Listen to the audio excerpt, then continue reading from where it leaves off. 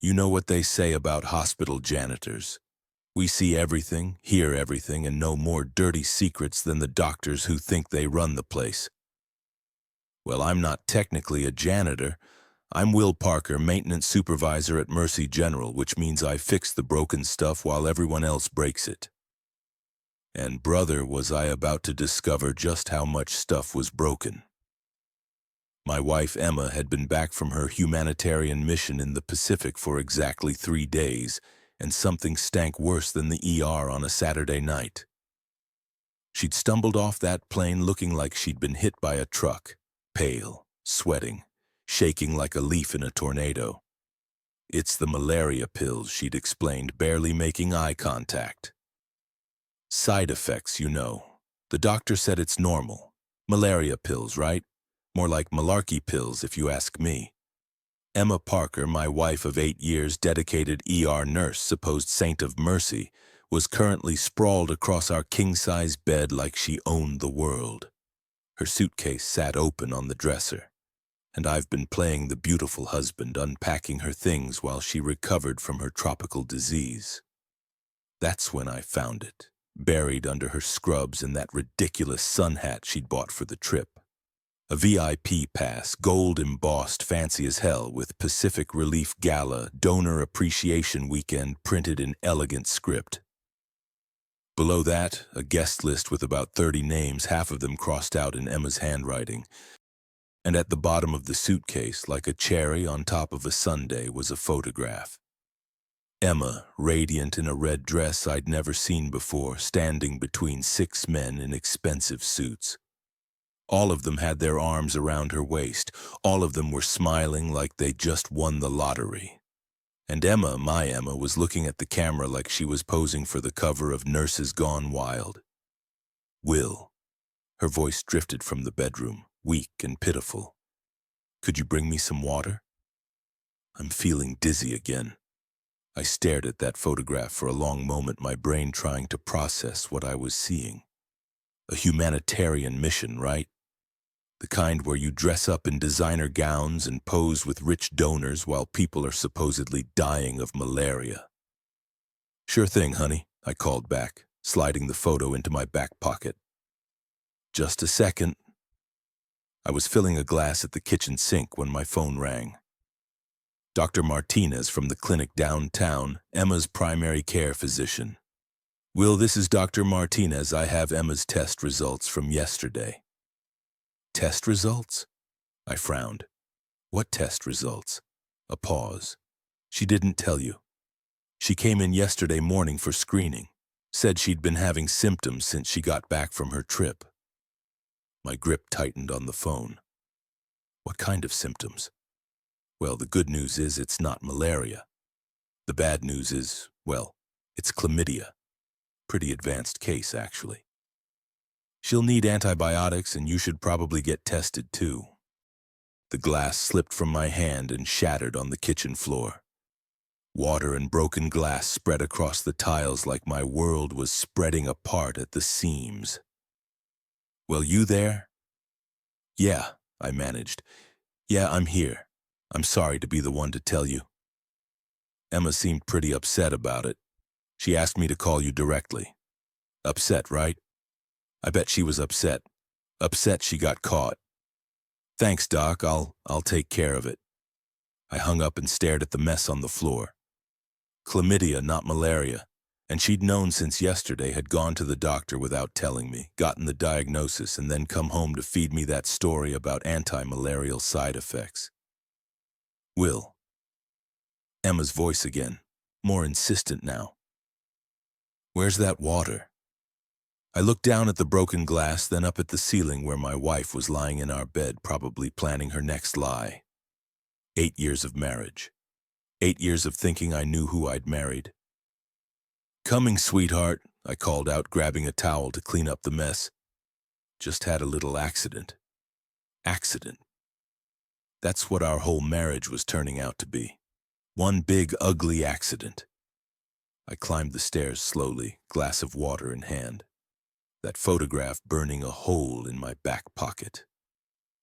Emma was propped up against the pillows, looking fragile and innocent. Her blonde hair was pulled back in a messy bun, and she'd put on that old Northwestern University t-shirt I'd bought her for her birthday 3 years ago, playing the part of the devoted wife, recovering from her noble sacrifice. "You're an angel," she said, taking the water with a grateful smile. "I don't know what I'd do without you." I sat on the edge of the bed, studying her face. "So tell me more about this mission. Sounds like it was pretty intense." Her eyes flickered just for a second, but I caught it. "Oh, you know, long hours, difficult conditions. We were working in some really remote areas. Must have been tough being away from proper medical facilities. Very tough." She sipped the water, avoiding my gaze, but we managed. "The people there, they were so grateful for our help." I bet they were. I pulled the photograph from my pocket and set it on the nightstand, especially these 6 guys. Emma's face went white, whiter than when she'd gotten off that plane. The water glass trembled in her hands. "Well, I can what? Explain why you're dressed like you're going to the Oscars while you're supposed to be treating malaria patients in the jungle. It's not what it looks like." I laughed, but there wasn't any humor in it. Really, because it looks like my wife went on a luxury vacation, screwed around with a bunch of rich donors, and came home with an intimate transmitted disease.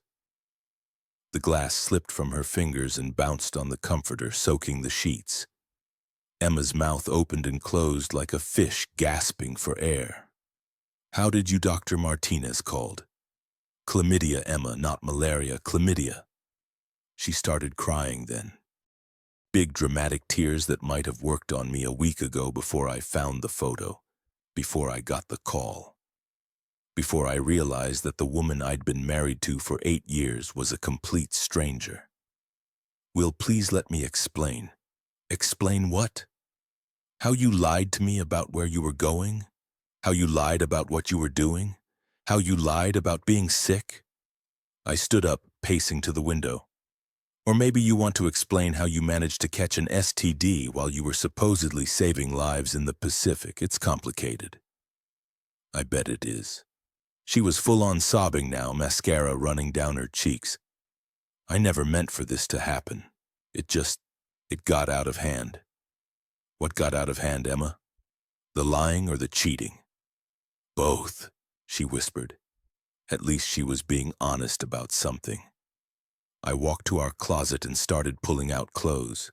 My clothes, jeans, t-shirts, work boots, everything that belonged to me. Emma watched from the bed, crying harder with each item I threw into my old duffel bag. "What are you doing? What does it look like?"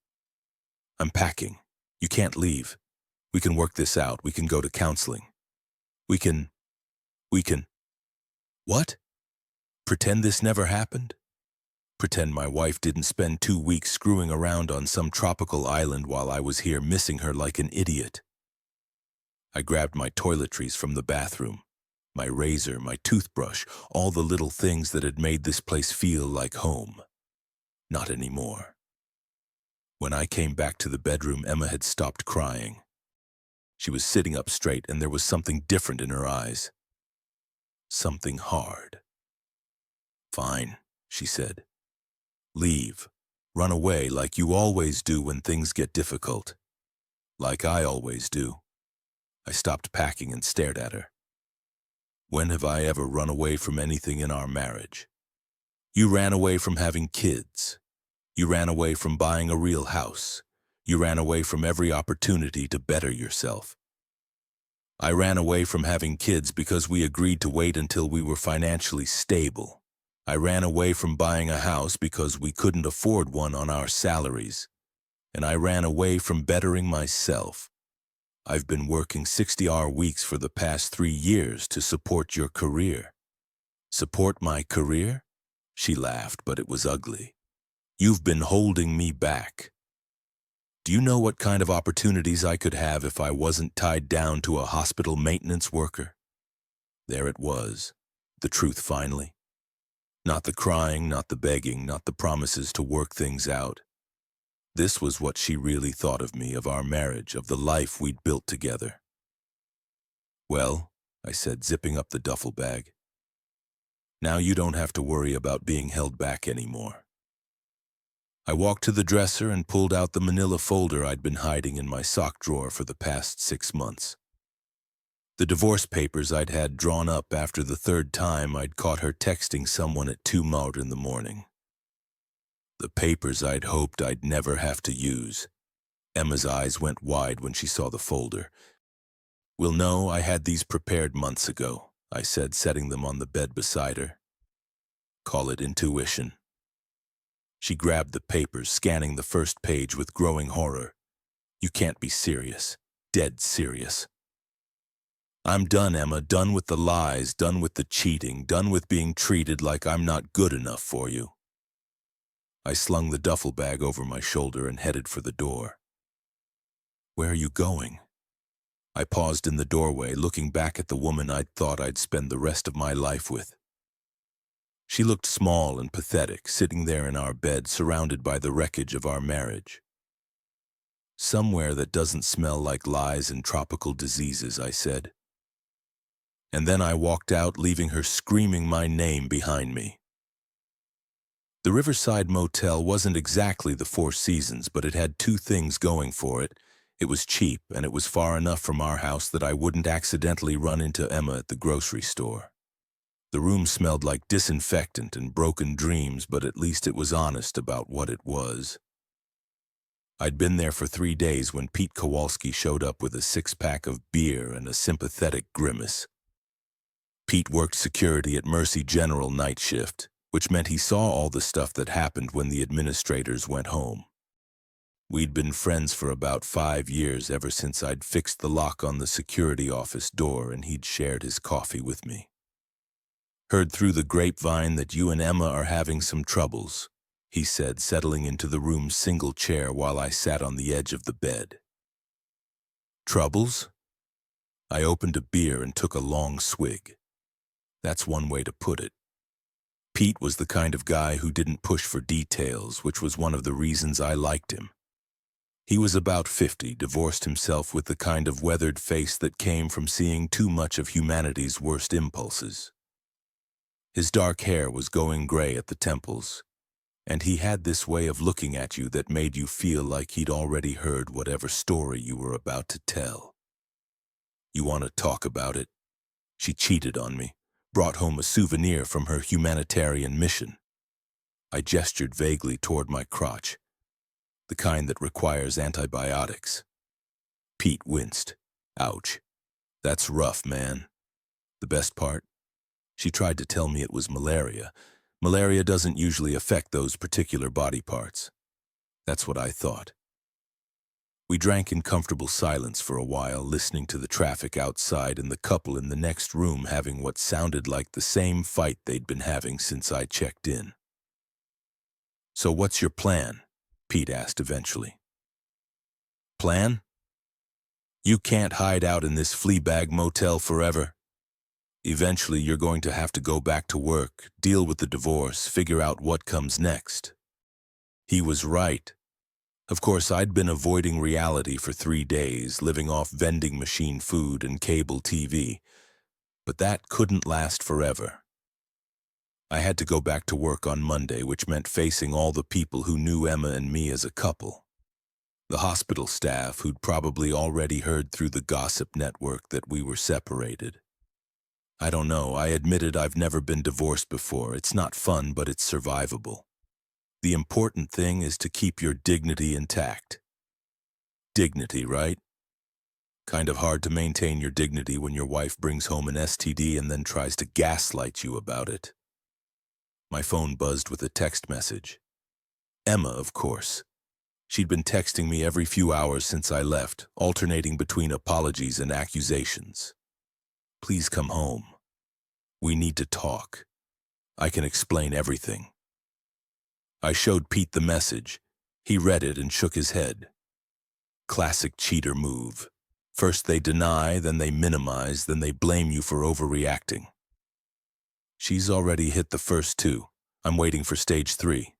As if on cue, another text came through. "You're being ridiculous. It was a mistake. People make mistakes."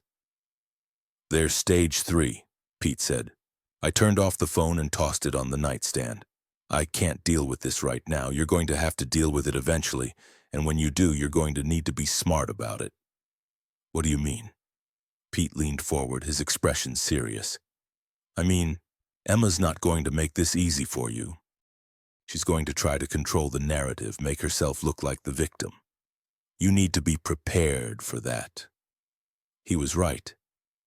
Emma was nothing if not image conscious. She'd spent years building her reputation as the dedicated nurse, the caring professional, the perfect wife. She wasn't going to let a little thing like adultery ruin that image without a fight. Any advice? Document everything. Keep records of all your communications with her and don't do anything stupid. Define stupid.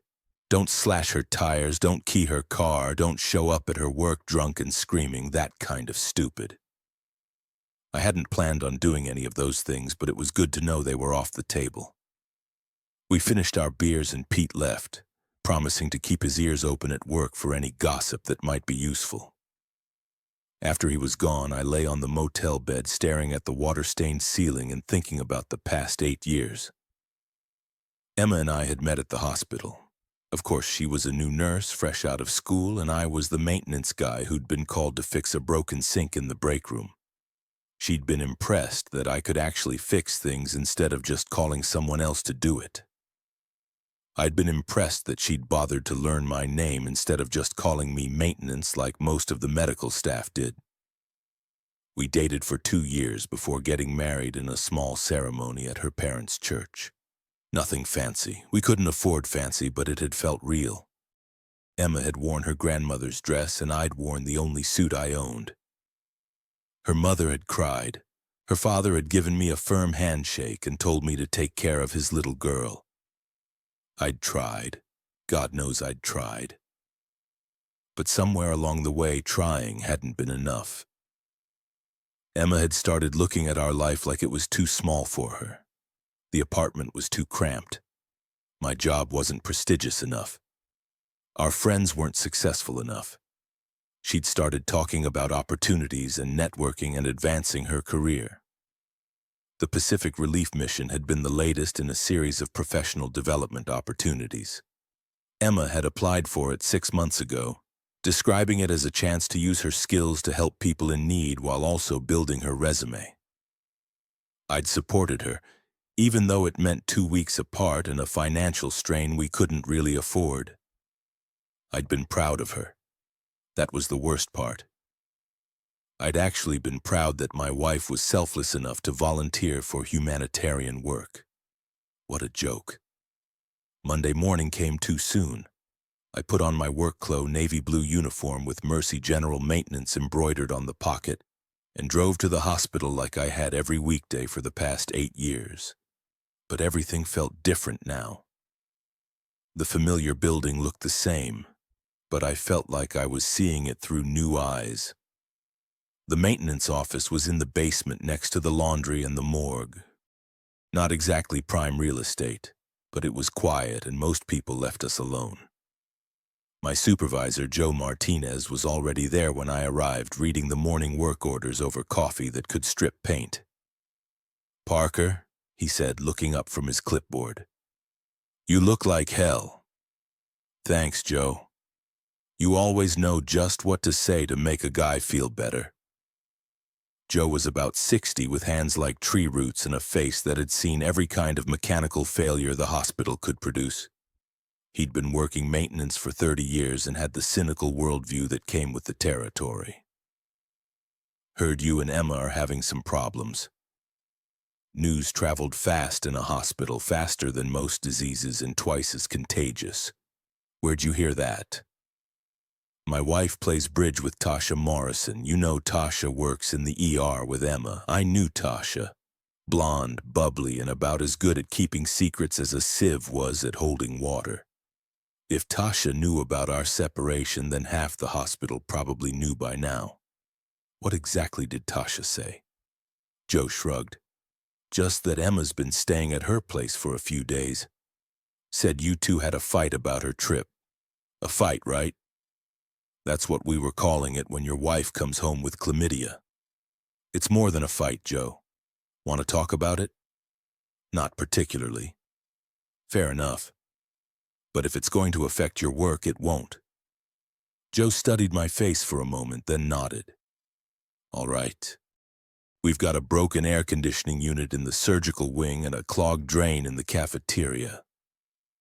Think you can handle those without letting your personal life interfere? I can handle it, and I could. Work was the one thing in my life that made sense. Machines broke. I fixed them. Simple cause and effect, no hidden agendas or secret motivations. A broken air conditioner didn't lie to you about why it wasn't working. I was halfway through replacing the compressor in the surgical wing when I heard voices in the hallway. Emma's voice, along with two others I recognized, Tasha Morrison and Dr. Maribel Santos, Emma's closest friends at the hospital. I couldn't make out the words, but the tone was clear. Emma was upset and her friends were offering comfort and support, the loyal friends rallying around the wounded wife. How touching. I finished installing the compressor and packed up my tools. But instead of heading back to the basement, I took a detour through the ER. Call it morbid curiosity, but I wanted to see how Emma was handling our separation in public.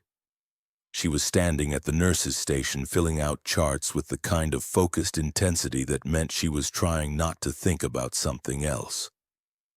She'd pulled her hair back in a tight ponytail and she was wearing the blue scrubs that brought out her eyes.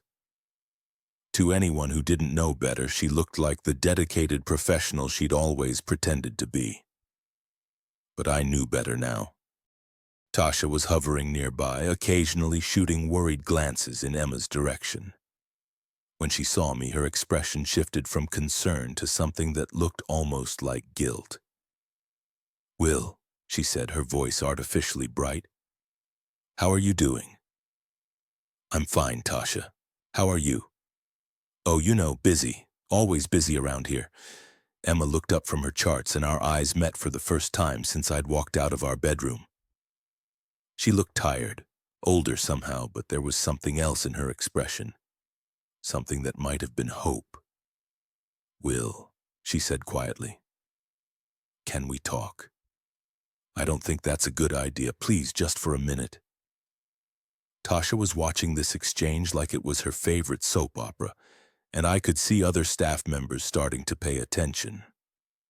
The last thing I wanted was to provide entertainment for the hospital gossip mill. "Fine," I said, "but not here."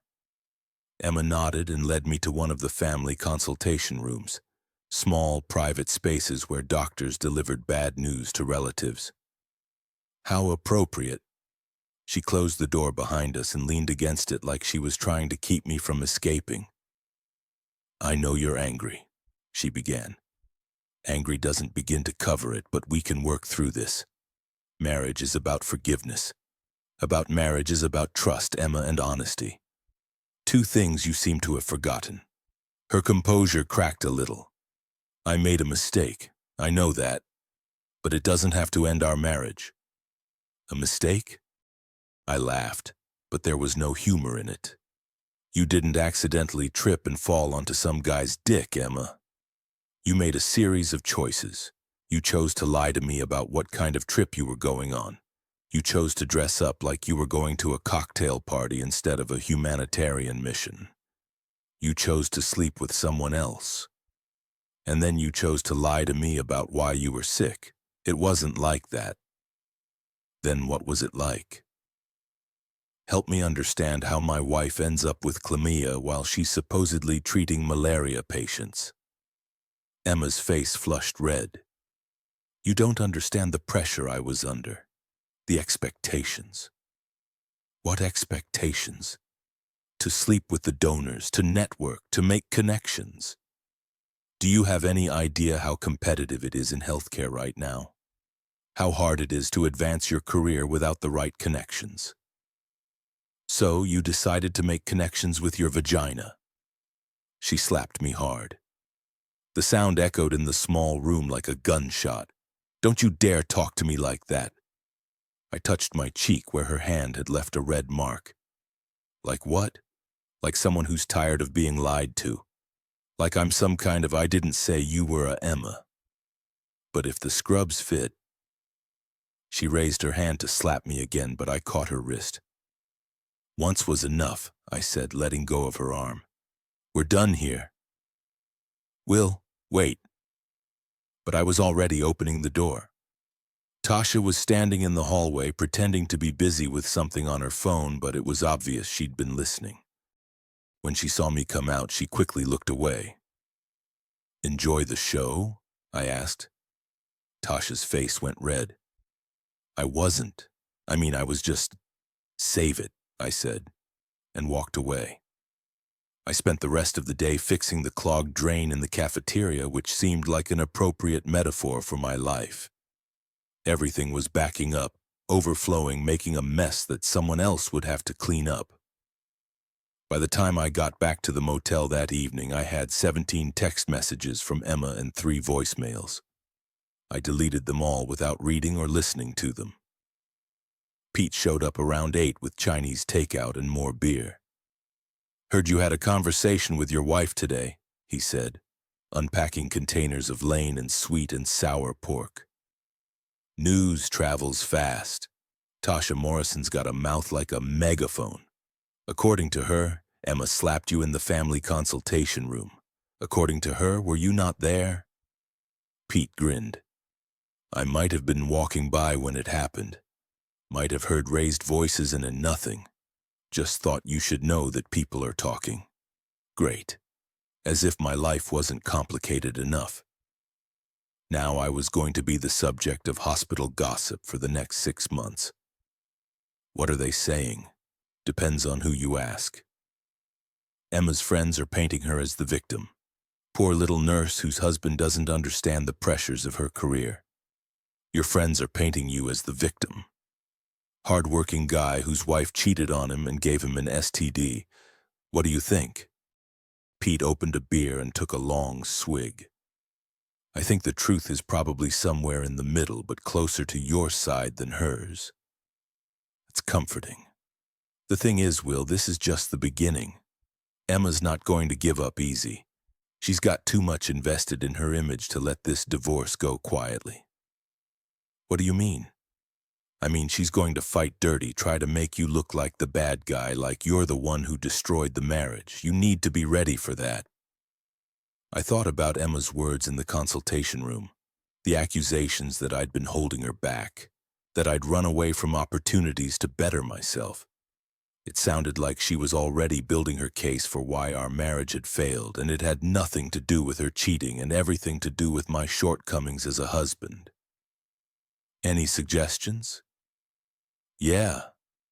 Don't give her any ammunition. Keep your head down, do your job, and let her dig her own grave. What if she doesn't dig her own grave? What if her version of events becomes the accepted truth? Pete smiled, but it wasn't a pleasant expression. Then maybe you'll have to help her with the digging. The next few days passed in a blur of broken equipment and whispered conversations that stopped whenever I entered a room. The hospital gossip mill was working overtime, and I was apparently the main attraction. Some people looked at me with sympathy, others with curiosity, and a few with what might have been pity. Emma, meanwhile, had launched a full-scale charm offensive. She was working extra shifts, volunteering for committees, and generally acting like the most dedicated nurse in the history of medicine. The message was clear. She was the innocent victim of a failed marriage, soldiering on despite her personal pain. It was a good strategy, I had to admit. Emma had always been popular with the staff, and now she was playing the role of the wronged wife to perfection. She'd even started wearing her wedding ring again, which was a nice touch. I was eating lunch in the basement break room, a generous term for a closet with a microwave and 2 folding chairs, when Joe Martinez stuck his head in. Parker, you've got a visitor upstairs. Conference room B. A visitor. Lawyer says it's about your divorce. My stomach dropped. Emma had hired a lawyer. Of course she had. Conference room B was on the third floor in the administrative wing where the people who actually ran the hospital had their offices. It was a small room with a polished table, uncomfortable chairs and motivational posters that probably cost more than my monthly salary. The lawyer was exactly what I'd expected. Mid-40s, expensive suit, briefcase that looked like it cost more than my car. He stood up when I entered and extended a manicured hand. "Mr. Parker, I'm David Thornton, representing your wife in the divorce proceedings." I shook his hand without enthusiasm. "What can I do for you, Mr. Thornton? Please call me David." I was hoping we could discuss the terms of the separation in a civilized manner without involving the courts unnecessarily. Translation. Emma wanted to settle quickly and quietly before too many details about her Pacific adventure became public. Knowledge. I'm listening. David opened his briefcase and pulled out a manila folder. "Mrs. Parker is prepared to be quite generous in the settlement. She's willing to let you keep the apartment, the car, and most of the personal possessions. In exchange, she'd like you to agree to a no-fault divorce with no public disclosure of the reasons for the separation. No public disclosure. No discussing the details of the marriage breakdown with mutual friends, colleagues, or family members. A standard confidentiality clause." I almost laughed. Emma wanted to buy my silence. She was willing to give up her claim to our meager assets in exchange for keeping her reputation intact. And if I don't agree to this confidentiality clause, David's smile became a little strained. Then we'll have to proceed through the courts, which could become quite messy. Details that might be embarrassing to both parties could become part of the public record. Embarrassing to both parties? I'm not the one who came home with chlamydia. "Mr. Parker, I understand you're upset, but upset?" I stood up, suddenly furious. My wife spent 2 weeks screwing around with rich donors while pretending to be on a humanitarian mission. Brought home an intimate, transmitted disease, and then lied to my face about it. Upset doesn't begin to cover what I'm feeling. David held up his hands in a placating gesture. "I understand this is emotional for you, but we're trying to find a solution that works for everyone. A solution that works for Emma." "You mean Mrs. Parker has a career to consider?" "She's built a reputation in this community, a reputation based on lies.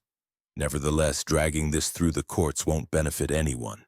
It will be expensive, time-consuming, and ultimately destructive to both of your reputations." I sat back down, trying to think clearly through my anger. David was right about one thing. A public divorce proceeding would be messy and expensive, but Emma's offer felt like she was trying to buy her way out of the consequences of her actions. I need time to think about it, of course. But I should mention that this offer has an expiration date. Mrs. Parker is prepared to be generous now, but if this drags on, she may be forced to take a more adversarial approach. Is that a threat? It's a reality. Divorce proceedings can become quite ugly when both parties are determined to air their grievances in public. After David left, I sat in the conference room for a long time, staring out the window at the parking lot where Emma and I used to meet for lunch when we were first dating. Those seemed like memories from someone else's life now. My phone buzzed with a text from Pete. "Need to talk. Important. Meet me in the security office after your shift." The security office was in the basement next to the maintenance department. Pete was waiting for me with a grim expression and a manila folder of his own. "We need to talk," he said, locking the door behind me. "About what?" "About your wife's boyfriend." I felt like I'd been punched in the stomach. "Her what?" "Sit down, Will." I sat down in the chair across from Pete's desk, my legs suddenly unsteady. I did some digging after our conversation the other night, called in a few favors with some people I know in hospital security around the country. Pete opened the folder and pulled out several photographs. They were grainy, obviously taken with a long-range lens, but the subjects were clearly identifiable. Emma dressed in the red gown from the photo I'd found, dancing with a tall, dark-haired man in an expensive tuxedo. His name is Dr. Felix Dalton, Pete said. Orthopedic surgeon, works at Presbyterian Hospital downtown, divorced, drives a BMW, lives in a penthouse apartment in the financial district. I stared at the photographs, my brain trying to process what I was seeing. Emma looked happy in the pictures, happier than I'd seen her in months. How did you get these? The Pacific Relief Gala was a big deal. Lots of local media coverage, society photographers. These were published in the lifestyle section of the Seattle Times. He pulled out more photos. Emma and Felix at a restaurant. Emma and Felix walking along the beach. Emma and Felix getting into his BMW outside a hotel. There's more, Pete said quietly. Felix Dalton has a reputation. He's been linked to several nurses over the years, usually married ones. Guy's got a thing for playing home wrecker. I felt nauseous. How long has this been going on? Based on what I could find, they met at a medical conference about 6 months ago. The Pacific Relief Mission was just a convenient excuse for them to spend 2 weeks together. 6 months. Emma had been cheating on me for 6 months, and I'd been too stupid to see it. There's something else, Pete said. Felix Dalton is married too. His wife is Dr. Catherine Dalton. She's a cardiologist at the same hospital. They've got 2 kids. So Emma wasn't just a cheater, she was a homewrecker too. Perfect. What am I supposed to do with this information? That's up to you. But I thought you should know what you're dealing with. I gathered up the photographs and put them back in the folder. Emma's lawyer came to see me today. She wants to settle quietly with a confidentiality clause. Of course she does. Can't have this getting out and ruining her reputation. Or Felix's. Pete nodded. 2-for-1 scandal. The local medical community would eat this up. I thought about David Thornton's offer. The apartment, the car, the quick and quiet divorce in exchange for my silence. It was a good deal financially speaking, but it also meant that Emma would get away with everything.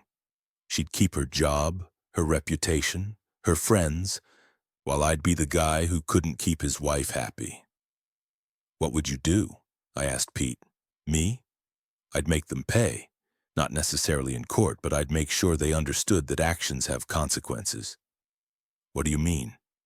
Pete leaned back in his chair, a calculating expression on his face. I mean, Emma and her boyfriend have been playing games with other people's lives. Maybe it's time someone returned the favor. I'm not going to do anything illegal. Who said anything about illegal? There are lots of ways to make someone's life complicated without breaking any laws.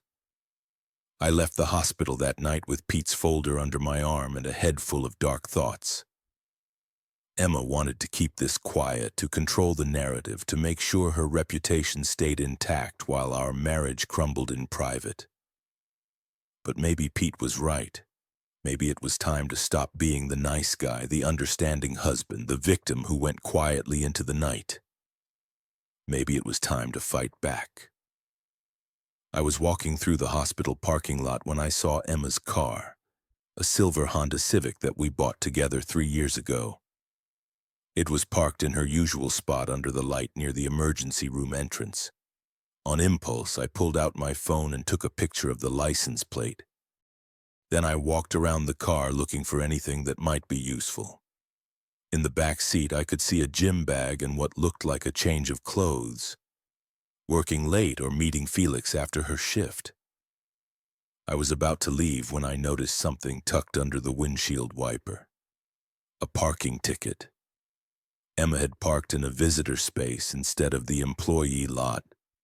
A small violation, but it gave me an idea. I pulled out my phone and called the hospital parking enforcement office. "This is Will Parker from maintenance," I said when someone answered. "I'm calling to report a vehicle that's been parked illegally in the visitor's lot for several hours." It was a petty move. I knew that. But as I watched the parking enforcement officer place a second ticket on Emma's windshield, I felt a small surge of satisfaction. Actions have consequences.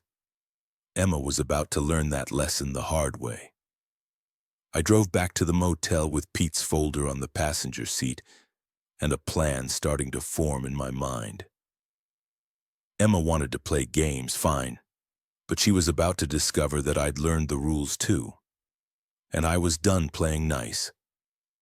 The next morning, I woke up with a sense of purpose I hadn't felt since this whole mess started.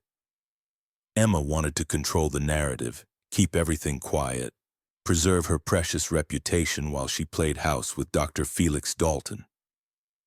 But information I'd learned was power, and thanks to Pete, I had plenty of information. I spent my lunch break at the public library using their computers to research Felix Dalton. What I found painted a picture of a man who lived very publicly. Social media profiles, hospital newsletters, charity event photos. He liked to be seen, liked to be admired, liked to be the center of attention.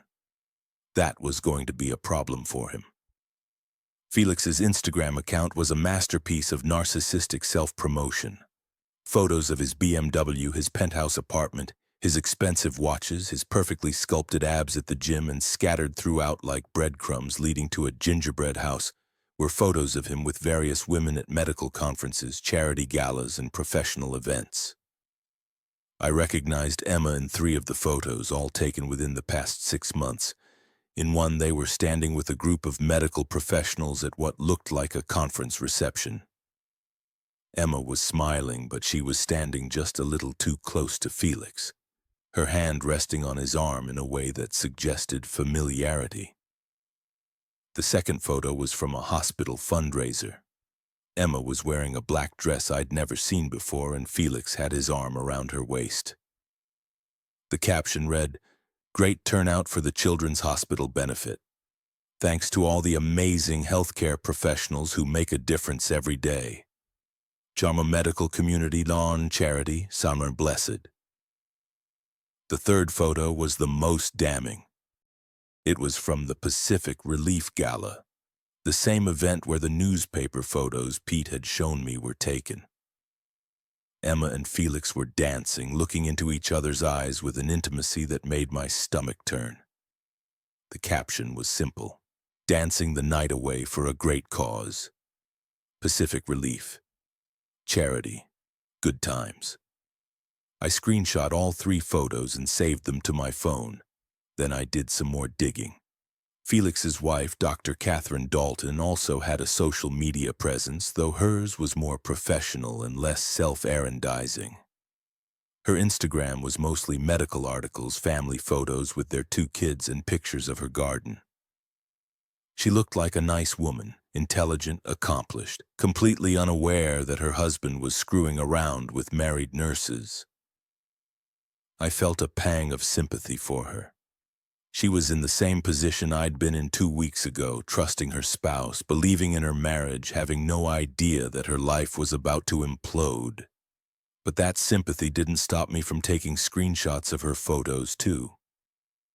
By the time I left the library, I had a comprehensive dossier on Felix Dalton.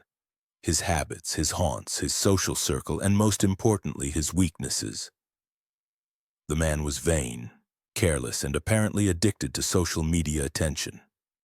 That was going to be his downfall. I drove back to the hospital and spent the afternoon fixing a broken elevator in the surgical wing. It was mindless work that left my brain free to plan. Emma and Felix thought they were being clever, sneaking around, keeping their affair secret, but they'd left a trail of evidence that a blind man could follow. The question was what to do with that evidence.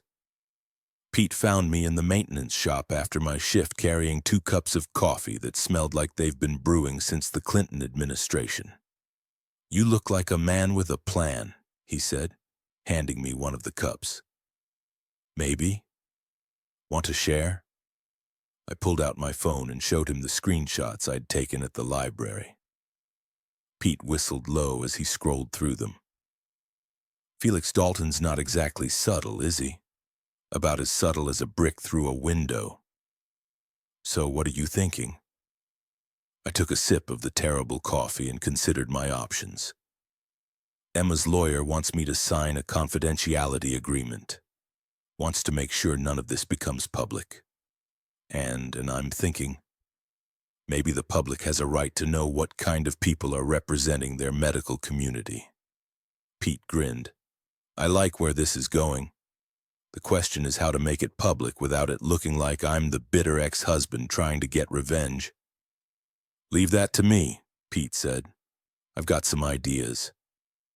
The next day was Friday and the hospital was buzzing with excitement about the weekend.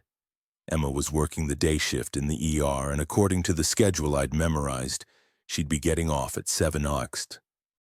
Felix's shift at Presbyterian ended at 6 am, which would give him just enough time to drive over and meet her. I positioned myself in the parking lot at 6:30, sitting in my truck with a clear view of both the employee entrance and the visitor parking area. I didn't have to wait long. Felix's BMW pulled into the visitor lot at 6:45, right on schedule. He parked in the same spot where Emma usually parked her Honda. Apparently, they had worked out some kind of system. Felix got out of the car, checked his reflection in the window, and walked toward the hospital entrance. He was exactly what I'd expected from his photos, tall, dark, handsome in that polished way that came from expensive grooming and regular gym visits. He was wearing scrubs that looked like they had been tailored, and he moved with the kind of confidence that came from never having been told no. I waited. At 7:15, Emma emerged from the employee entrance. She'd changed out of her work scrubs and was wearing jeans and a sweater that I'd bought her for Christmas 2 years ago. The irony wasn't lost on me. She looked around the parking lot, spotted Felix leaning against his BMW, and smiled. It was the kind of smile I hadn't seen from her in months. Genuine, happy, unguarded, the kind of smile that used to be reserved for me. They embraced like lovers who'd been separated for days instead of hours. Felix spun her around and Emma laughed, a sound that carried across the parking lot and hit me like a physical blow. I raised my phone and started recording. They talked for a few minutes, standing close together, Felix's hands on Emma's waist, Emma's fingers playing with the collar of his shirt. Then Felix opened the passenger door of the BMW and Emma got in. I followed them at a distance as they drove through downtown, staying far enough back that they wouldn't notice me, but close enough to see where they were going. They ended up at Chat Laurent, an expensive French restaurant that Em and I had always talked about trying, but never could afford. I parked across the street and watched through the restaurant's large windows as they were seated at a table near the back. Felix ordered wine, probably something that cost more than I made in a day, and they sat close together, holding hands across the table like teenagers in love. I took more pictures. They stayed at the restaurant for 2 hours, talking and laughing and acting like they didn't have a care in the world, like they weren't destroying 2 marriages and hurting people who loved them. When they finally left, I followed them to Felix's building, a gleaming tower of glass and steel in the financial district. They disappeared into the parking garage, and I knew I wouldn't see Emma again until morning. I drove back to the motel with a phone full of incriminating photos and videos, feeling like a private investigator who just cracked a major case. Emma and Felix had been careless, sloppy, overconfident. They'd given me everything I needed to destroy them both. The question now was how to use it. I was lying in bed scrolling through the photos on my phone when I got a text from an unknown number. "This is Catherine Dalton. I think we need to talk." My blood ran cold. How had Felix's wife gotten my number? And more importantly, what did she know? I called the number. Catherine answered on the first ring. "Mr. Parker, thank you for calling me back. How did you get my number?" "I'm a doctor, Mr. Parker. I have resources and I've been doing some investigating of my own." "What kind of investigating?" The kind where I hired a private investigator to follow my husband because I suspected he was having an affair. Imagine my surprise when the investigator's photos showed him with your wife. I sat up in bed, my heart pounding. What do you want? I want to meet with you. I think we can help each other. Help each other how? By making sure our cheating spouses face the consequences of their actions. An hour later, I was sitting in a 24-hour diner across from Dr. Catherine Dalton, and I was beginning to understand why Felix had risked everything to cheat on her. She was beautiful in an understated way. Intelligent eyes, auburn hair pulled back in a simple ponytail, the kind of natural elegance that didn't need expensive clothes or jewelry to make an impression. She was also furious. I've known about Felix's affairs for years, she said, stirring sugar into her coffee with mechanical precision. But I stayed because of the children, because of my career, because I believed he would eventually grow up and stop acting like a teenager. What changed? This time is different. This time he's not just having a fling with some nurse who knows the score. This time he's destroying someone else's marriage. She pulled out a manila folder that looked disturbingly similar to the one Pete had shown me. My investigator has been following Felix for 3 months. These photos show him with your wife at hotels, restaurants, medical conferences. They're not just having intimacy, Mr. Parker. They're having a relationship. The photos were more detailed than the ones Pete had found, taken with professional equipment by someone who knew how to stay hidden.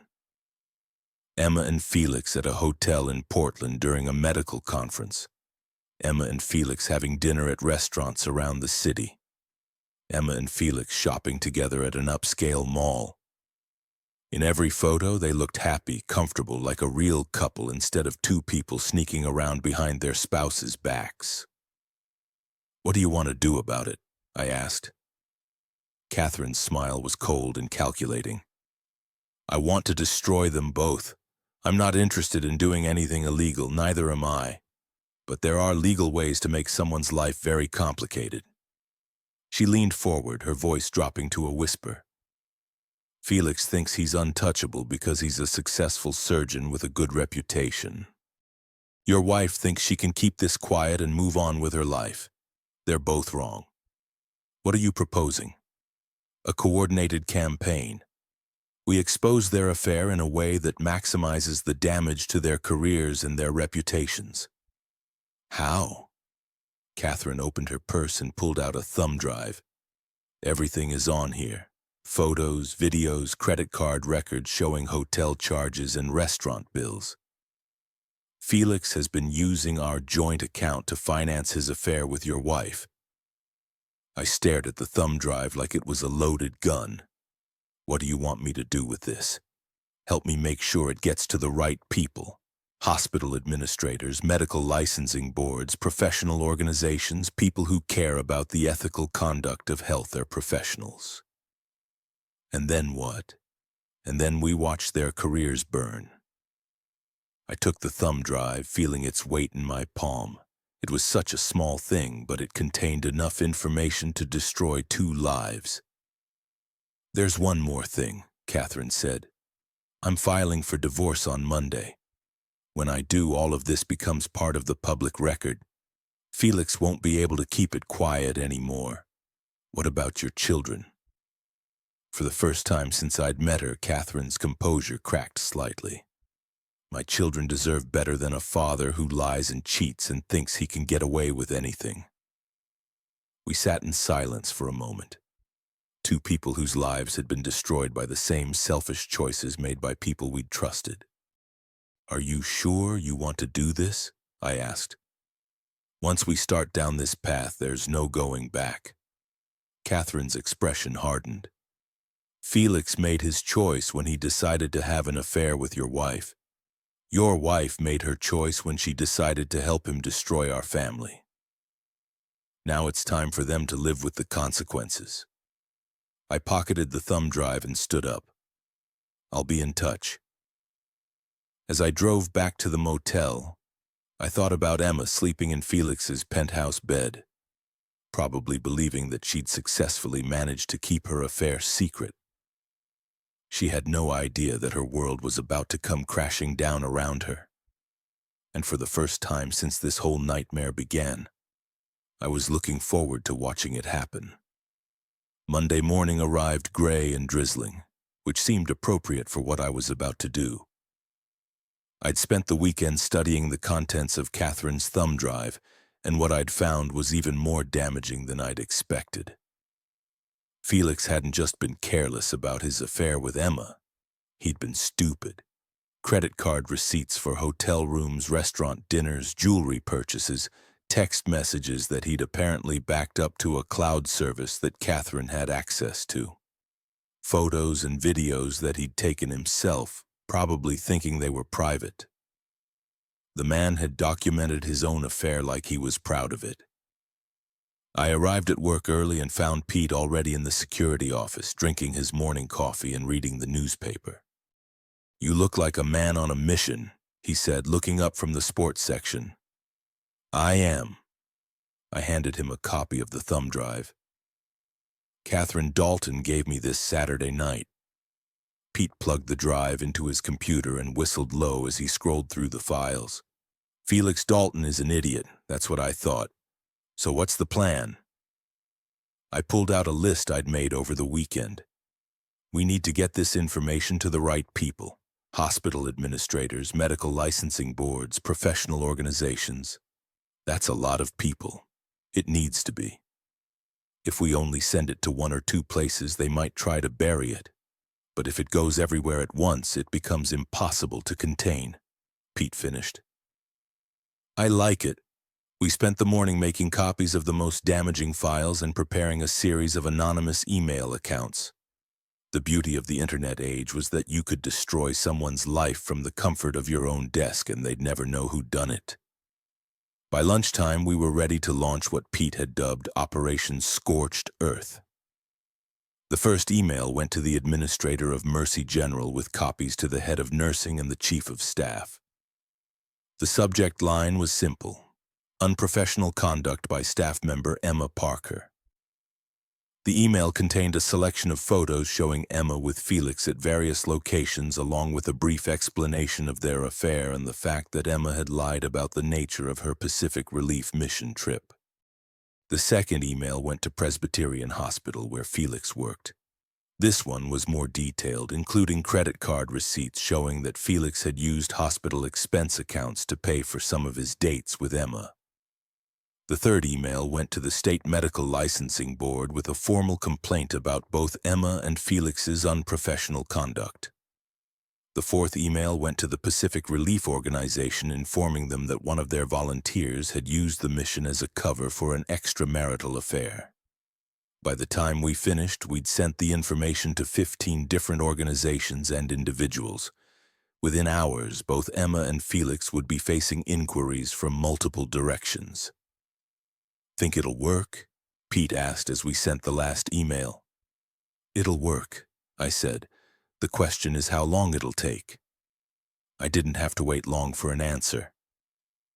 At 2:30, I was replacing a broken faucet in the third-floor bathroom when I heard raised voices coming from the administrative wing. Through the thin walls, I could make out Emma's voice, high and panicked, along with what sounded like several other people talking at once. By 3 Salmon, the hospital gossip network was in overdrive. Tasha Morrison was practically vibrating with excitement as she whispered to anyone who would listen about Emma being called into an emergency meeting with the administration. They had photos, I heard her tell another nurse. Photos of Emma with some doctor from Presbyterian. Apparently, they've been having an affair for months.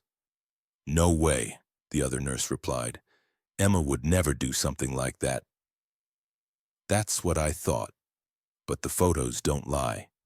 And get this, apparently she used that Pacific Relief mission as a cover to spend 2 weeks with him.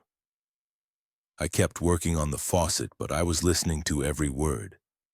What's going to happen to her? I don't know, but it doesn't look good. They've suspended her pending an investigation. Suspended? That was faster than I'd expected. At 4, Emma came looking for me. I was in the basement cleaning my tools and pretending to be busy with routine maintenance tasks. She appeared in the doorway of the workshop, her face red and blotchy from crying. "You bastard," she said, her voice shaking with rage. "Hello, Emma.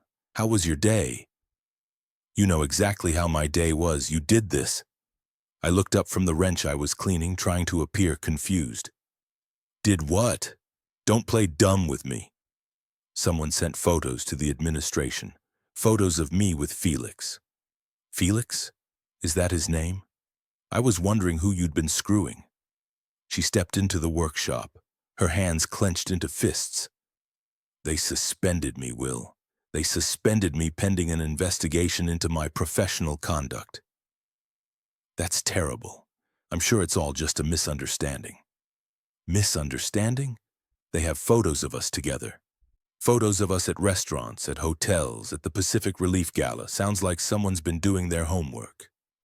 Emma's face was getting redder by the second. "It was you.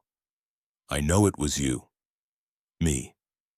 Emma, I'm a maintenance worker. I fix toilets and change light bulbs. I don't have access to the kind of information you're talking about." "Then who?" I shrugged. "Maybe Felix's wife found out. Maybe someone at the Pacific Relief Organization got suspicious. Maybe one of your friends got tired of covering for you. Could be anyone, really." "You're lying." "Am I?" "Prove it."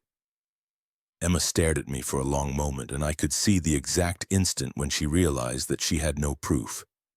No way to connect me to the photos that were destroying her career. "This isn't over," she said finally. "Actually, I think it is. You made your choices, Emma. Now you get to live with the consequences." She turned and walked away, her footsteps echoing in the empty hallway. I went back to cleaning my tools, humming quietly to myself. Phase 1 was complete. The next morning I arrived at work to find the hospital buzzing with news about Felix Dalton. According to the Gossip Network, Presbyterian Hospital had launched their own investigation after receiving anonymous tips about Felix's conduct. He'd been placed on administrative leave pending a review of his expense accounts and professional ethics. But the real bombshell came at lunch when Pete found me in the cafeteria with a copy of the morning newspaper. "Page 6, he said, sliding the paper across the table. Lifestyle section. The headline read, "Local Surgeon's Affair Rocks Medical Community." Below it was a photo of Felix and Emma dancing at the Pacific Relief Gala, along with a detailed account of their affair and the investigation it had triggered. The article was devastating. It described Felix as a serial philanderer who had preyed on vulnerable married women throughout his career. Emma was portrayed as his latest victim, but the article made it clear that she had been a willing participant in the affair. "How did this get to the newspaper?" I asked Pete. "Catherine Dalton held a press conference yesterday afternoon, said she was tired of her husband's behavior being covered up by the medical establishment." I had to admire Catherine's strategy. By going public, she'd made it impossible for anyone to sweep the affair under the rug. Felix and Emma were now the subject of public scrutiny, and their careers were effectively over. My phone buzzed with a text from Emma. "You destroyed my life. I hope you're happy." I deleted the text without responding. Over the next few days, the story continued to grow. More women came forward with stories about Felix's inappropriate behavior. The Pacific Relief Organization announced that they were reviewing their volunteer screening process. Both Mercy General and Presbyterian Hospital promised to strengthen their codes of professional conduct. Emma tried calling me several times, but I didn't answer. She left voicemails that ranged from tearful apologies to furious accusations, but I deleted them all without listening to them completely. On Thursday, Pete brought me more news. "Felix Dalton's been fired," he said. Presbyterian Hospital announced it this morning. They're also referring the case to the Medical Licensing Board for possible disciplinary action. "What about Emma?" "Still suspended, but I heard through the grapevine that they're probably going to terminate her too." Can't have a nurse on staff who's been publicly exposed for having the affair with a doctor from another hospital. I felt a moment of something that might have been guilt. Emma had made terrible choices, but she was still the woman I'd been married to for 8 years. Watching her career implode was satisfying, but it was also final. There would be no going back from this.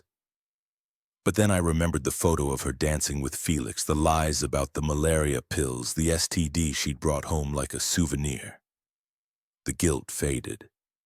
"There's something else," Pete said. "Catherine Dalton wants to meet with you again." We met that evening at the same diner where we'd first planned our revenge. Catherine looked tired but satisfied, like someone who just finished a difficult but necessary task. "It's over," she said without preamble.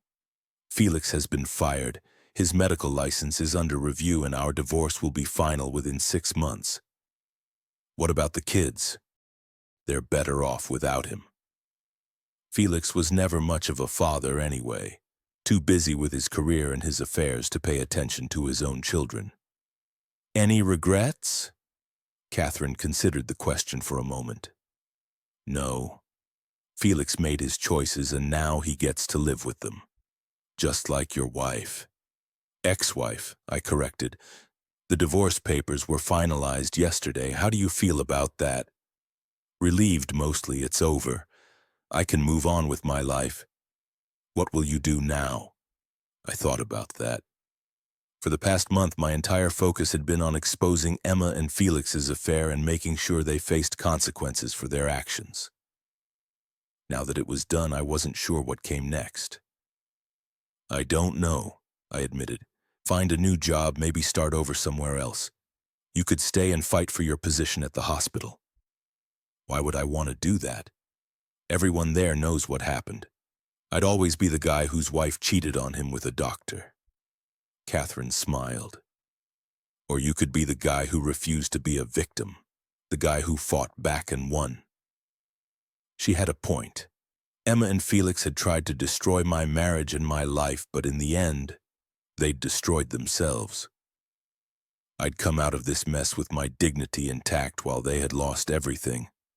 "Maybe you're right," I said. "I know I'm right. Felix thought he was untouchable because he was a successful surgeon. Your ex-wife thought she could lie and cheat and face no consequences. They were both wrong." We sat in comfortable silence for a few minutes. Two people who'd been through hell and come out the other side. "There's one more thing," Catherine said eventually.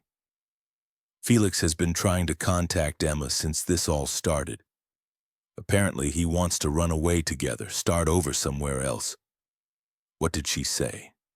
"According to my sources, she told him to go to hell.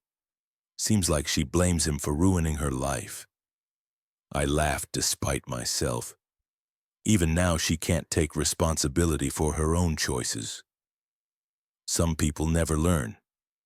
Catherine was right about that. Emma would probably spend the rest of her life blaming other people for the consequences of her own actions. Felix would probably do the same, but that wasn't my problem anymore. I drove back to the motel that night feeling lighter than I had in months. Emma and Felix's affair had destroyed my marriage, but it had also freed me from a relationship that had been slowly dying for years. I was 40 years old, divorced and starting over from scratch. But for the first time in a long time, I was looking forward to what came next. The next morning, I went to work with a new sense of purpose. I had a job to do, equipment to fix, a life to rebuild. Emma and Felix were yesterday's news, their affair already being replaced by newer gossip in the hospital's rumor mill. I was replacing a broken door handle in the pediatric wing when Tasha Morrison approached me. She looked nervous, like she wasn't sure how I'd react to seeing her. "Will, can I talk to you for a minute?" "Sure, Tasha. What's on your mind?" I wanted to apologize for taking Emma's side in all this, for not seeing what she was really doing. "You don't need to apologize. Emma fooled a lot of people. Still, I should have known better. You're a good guy and you didn't deserve what she did to you." "Thanks. I appreciate that. Tasha hesitated, then said, "For what it's worth, I think Emma got what she deserved." What they both got. I finished installing the door handle and packed up my tools. Maybe, but it's over now. Time to move on. Are you going to stay at the hospital? For now, we'll see what happens. As Tasha walked away, I realized that I'd made my decision. I wasn't going to run away from Mercy General. Wasn't going to let Emma's betrayal drive me out of a job I'd held for 8 years. I was going to stay and rebuild my life right here in full view of everyone who'd witnessed my marriage fall apart. Let them see how a real man handles adversity. Let them see what it looks like to survive and thrive after betrayal. Let them see that Will Parker wasn't a victim. He was a survivor. And if Emma or Felix ever showed their faces around here again, let them see what they'd lost when they threw away everything we'd built together. I was done being the nice guy, done being the understanding husband, done being the victim of other people's selfish choices. From now on, I was writing my own story, and it was going to have a much better ending than theirs, than theirs, than theirs, than theirs, than theirs, than theirs, than theirs, than theirs, than theirs, than theirs, than theirs, than theirs, than theirs, than theirs.